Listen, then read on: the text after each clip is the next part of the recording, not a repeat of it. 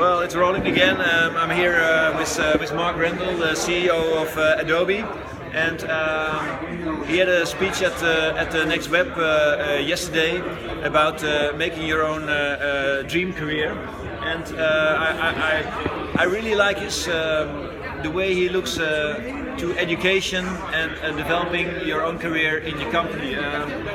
Mark, this is a video for students.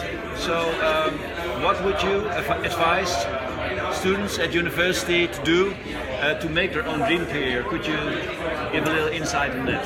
I think the key to finding a dream job is to realize that there is no dream job waiting for you. Okay. Because dreams only exist when there's somebody there dreaming them. Right. And so, everybody looks at somebody else who's in a dream job and says, "Ooh, I want that dream job," and then they think that they're going to go apply. Right. But that job didn't exist usually before that person was there and created it. So the best way to get into a dream job is actually to find an industry that is solving hard problems that you're interested in, that you have passion in, and find a good organization to participate in that industry that wants to participate or already is. Yeah. And then create get into that organization, and from where you are in the organization, look for the higher value opportunities and start in addition to your job helping solve those problems. Yes. And that's exactly like my role at Adobe did not exist, and I was not hired to do it. I was at Adobe doing other things, and I saw an opportunity for us to be innovating new products, to be pursuing those things, and I started doing it without asking anyone's permission, without getting time or budget first to do it.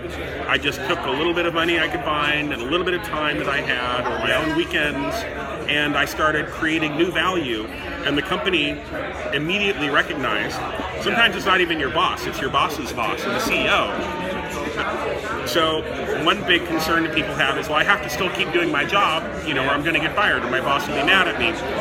And that's true. If you stop doing your job, your boss will be mad at you, unless you stop doing your job to do a more important job that's even more valuable than the job that you were doing. If you're doing a more valuable job for the company, they're fine if you stop doing your current job. And so it's all about finding the higher value job, and that means understanding the company, its customers, and the problems, and thinking deeply about those things, identifying a new opportunity that's going to maximize your skills, and then produce real results. So instead of going and begging for somebody to create a job, which you'll probably get no for an answer, is just start doing the job and delivering the value on the side. And once people see it, then they say, "Oh, well, this is great. How can I help you do it more?" Okay, but you were also, before you started at Adobe, you created your own company. Would you advise students of university to first start their own company or find their dream jobs in a company that already exists? Because there are a lot of different opinions about this subject. When I'm talking to one of my professors, she says, well, students should first have a career at a big company, and then maybe later on start a company of their own.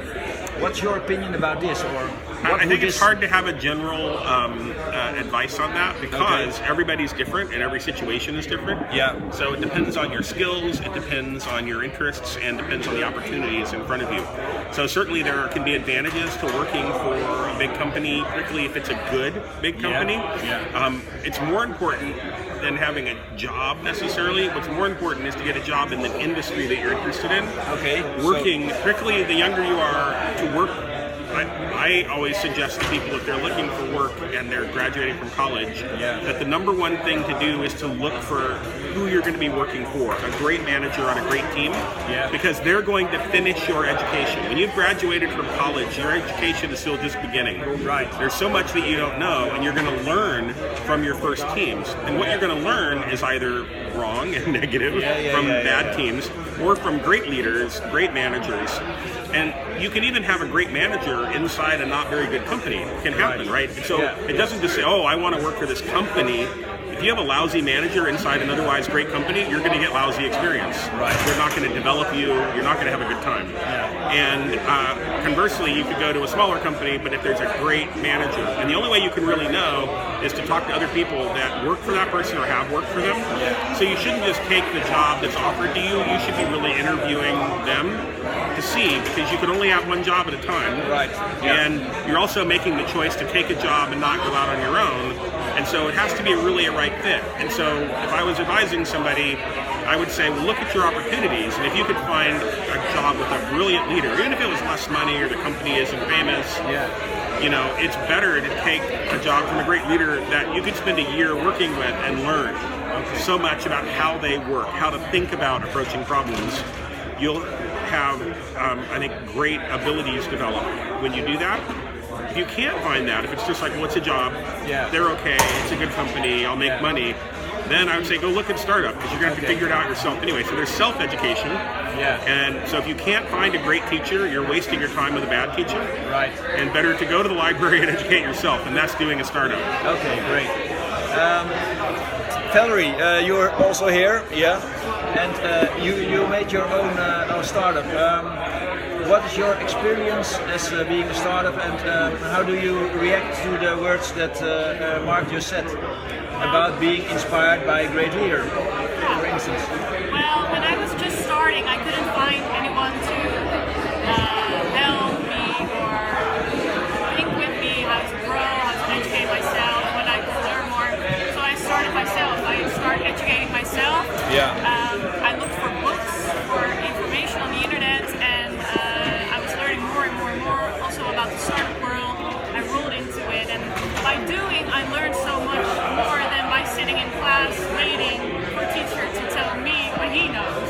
Okay. There's so much more. So, and by all that information, I started my own business. Yes. But now you're starting your own business, but you would like also to have a college education. So how could we at university combine the best of both worlds? Do you have a...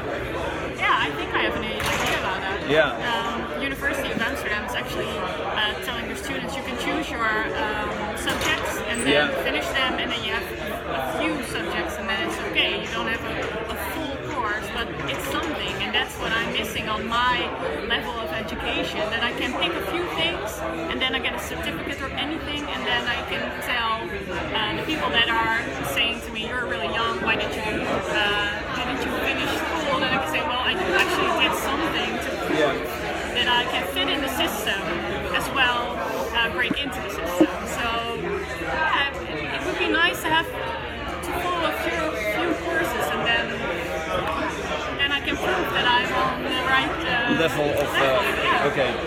So Mark, what's your opinion about that? Because I know you're very concerned about education in America. You had also a talk at the Next Web a couple of years ago about that you were afraid to bring your kid to school.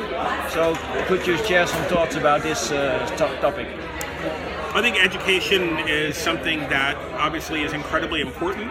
And what's amazing is, there's a great quote, I think, by Mark Twain that says, never let your education get in the way of learning. Okay. And I think that, a lot of times education in the core schools just becomes about executing the system. Yeah. And delivering the grades, getting a piece of paper and graduating. And in today's world, getting a degree, I know it's a little bit different in Europe, but certainly in the US, I don't have a college degree. I dropped out of college. Yeah.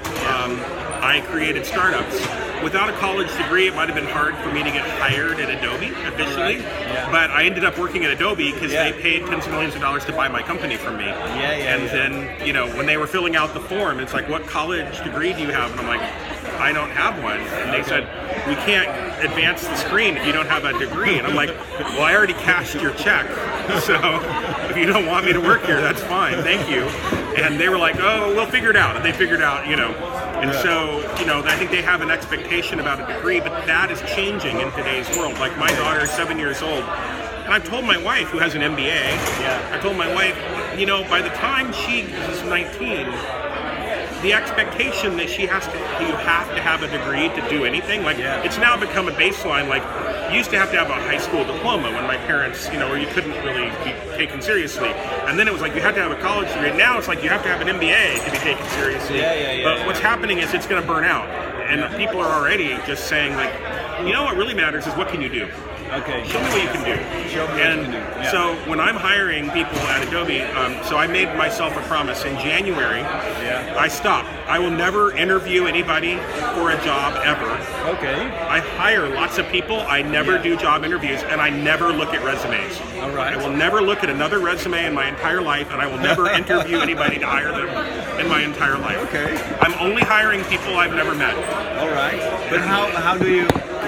Because I'm going to interview the people they've already worked with. All right. And I'm going to look at work they actually did. Okay. Because everything else is bullshit. Okay. But then it's really even harder for students, for youngers to convince you that they should be hired by you. No, it's easy. I go online. I've hired people in the last 4 weeks that I found in a Google search. All right. Looked at their work. Sent out emails. I need somebody that can do this. I need a 3D model like you did. And a few replied, and I'm like, are you busy? And they're like, no. I'm like, right now, are you busy? Like, can you call me right now on my mobile phone? Cool, I need this, when can you start? And they start within the hour, we started paying them. Within 1 hour of the first talking to them on the phone. Okay. And they delivered what I asked them to do within a week. And they did it brilliantly. They asked the right questions, they delivered. Right. They had already seen great work. And based on what they delivered, I said, well, I have another thing for you to do. And they did 4 more things, and I hired them. Okay. And so that was like they answered the phone and got a call. Yeah. They posted great work that they had done. Okay, Now, but I checked to make sure they did it by asking them a few questions on the phone. But it was clear they had done the work and they were able to deliver. And so the other way that I'll do it is if somebody I know and trust says, I work with this person. So in another case, actually a month ago, I needed an engineer that could do low-level pixel shader coding, very difficult, kind of rare skill. And a designer who was contracting on my team said, I worked on before I did this, on my last contract, I worked on a game. And there was a guy that was pretty good at doing that. He seemed really sharp. Okay. And I was like, well, do you think he's available? He's like, I don't know. Let me send him an email. So while we're on the phone, he sent an email. I was like, I got a response. He's available. Have him send you his mobile number. Send his mobile number. I pick up the phone. I called him. He was writing code on our project 6 hours later. Wow. And so, and I just made him a full-time forever job offer at Adobe today. All right, but these are the lucky ones, I think, or the guys that really fit into the company. But it also will happen that after an experience of doing one project, that you say, well, okay, nice that you've worked for me, but we have to say goodbye, or. Sure, if they can't deliver, right, they'll get goodbye from me. A very friendly and nice goodbye very quickly. Yeah. So if there's another contractor I work with on doing some work that he did okay work, but it took a lot of back and forth, a lot of questions, wasn't clear on things. And so when he was done with that, I was like, thank you. We'll let you know if we need anything else, right? And so it doesn't work out. He's a nice guy. He's did good work, but it was not at the level that I want to work with. But I'll hire people based on the recommendation of someone I really trust. I'll hire them without even knowing their name. I don't, or meeting them. Or I'll hire them based on their work, and usually it's both. I'll try to find that. But reading their resume, I don't care. If it says that they worked at Apple, they worked at Google, they could have been terrible, right, and gotten rid of. Right. If it's if they do a good interview, well, you guys have classes to teach students how to do good job interviews. We do. So I believe that anybody in the top half of the bell curve will be able to do a good interview. Therefore, it's pointless. Why do I even care? Because everybody interviews well. That's at the top of the things. Like, there's nothing anyone could say in an interview that would get me to hire them. They could only say things that would make I don't think I want that person. But at my level, they shouldn't even be getting to me, already. And so why even bother? And so now I'm hiring people much faster based on what they can do. And a lot of times I'll extend a contract with them that day and say, can you start? And I'll actually pay them more than they would make as an employee on a contract for a month or something. And if they deliver and are productive and fit into a team, and I'm not just doing test work, I put them on critical, hard work. And if they can deliver under a deadline with a top-notch team and fit in quickly, that's like going to war together, right? They can make it work. Then I know for sure. But I had too many experiences where I hired someone that looked good, interviewed good, had the right resume, and they couldn't deliver. They were nice people, but they couldn't deliver. And to me, it's all about what can you deliver? Can you help us get to our goal? And so for students, the most important thing is what can you do? I don't care what kind of game you can talk. Do great work, and then get other people to recommend you. So I also tell young people that people that I go back to today, I just hired an engineer that I worked with in one of my startups. I haven't worked with him directly in over 10 years. And I just brought him into a project instantly because I know how good he is, and because I had worked with him. And so know that in your early career, everyone you work with, like even if you're working in a job that doesn't seem important, it's just a stepping stone, it doesn't matter, it's not the real deal, it's just a little company, just know that every one of those people 10 years from now, some of those people will be places and then they're thinking like, who is the best, I always ask everybody that joins my team, who is the best 3 people you ever worked with? What are they doing now? What can they do? You know? And that's who we go and hire. And so everyone you work with is your future resume with me. Sending me your resume won't get you anywhere. But having a bunch of people you work with who, when somebody says, who are the best 3 people you've ever worked with, that they name your name, that's how you get a job working for me. I tried to do the same thing and it really works. Well, thank you for sharing your thoughts with us, and well, I hope to see you back in Holland again. And next time, I will invite you again to talk to more of my students. Oh, great! I'd love to. Because we've done it a couple of years ago. Yes. But we should do it even more. Well, you have the brightest and best looking students, Martin. Okay, thank you very much.